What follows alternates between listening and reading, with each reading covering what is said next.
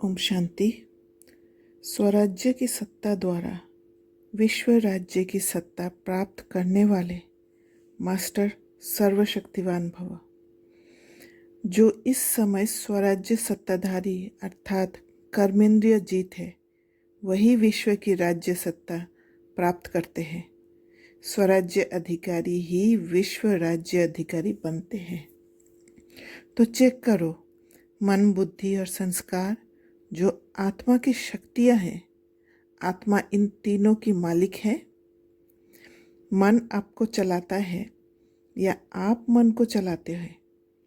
कभी संस्कार अपनी तरफ खींच तो नहीं लेते हैं। स्वराज्य अधिकारी की स्थिति सदा मास्टर सर्वशक्तिमान है, जिसमें कोई भी शक्ति की कमी नहीं। जो मुरलीधर बच्चे हैं, वह कर्मेंद्रियों के वश नहीं होती।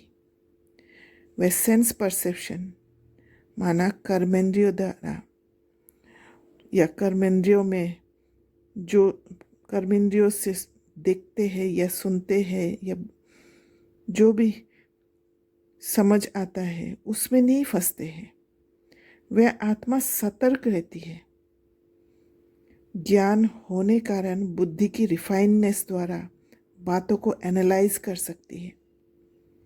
मन बुद्धि को करप्ट नहीं होने देते हैं।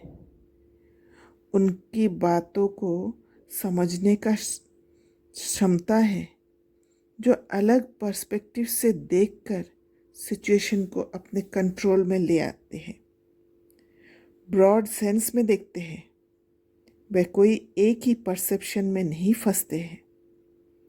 फ्लेक्सिबल होकर सिचुएशन को समर्थ बनाकर स्वराज्य सत्ताधारी बनते हैं।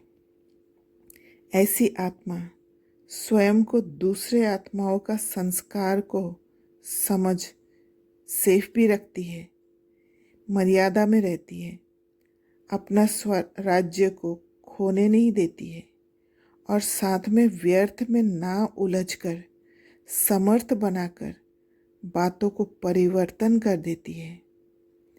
इसे कहते हैं न्यारा और प्यारा स्थिति, जहाँ आत्मा देही अभिमानी होकर बुद्धि रूपी पावकर को मिट्टी लगने नहीं देती। वह इस प्रोसेस को जो स्क्रीन पे दिख रहा है अपनाकर स्व का राज्य को संभालती है। वह कोई भी बात पर हिलती नहीं, अंगद समान अचल अडोल होती है। पहाड़ समान दिखने वाले परिस्थिति को मुरलीधर बन रूई बनाने का कला को जानती है। इसलिए परिस्थिति में घबराती नहीं। जैसे कोई कला आती है तो वह आंख बंद करके भी उस खेल को कर लेती है। ठीक वैसे ही ये ऑटोमेटिक संस्कार बन जाती है। जबरदस्ती या हठ द्वारा बुद्धि को समझाना या सप्रेस दबाने की ज़रूरत नहीं होती। हर पल राजा की स्थिति में रहती। मन और बुद्धि, मनमत और श्रीमत एक हो जाता है, परमत में नहीं फंसती।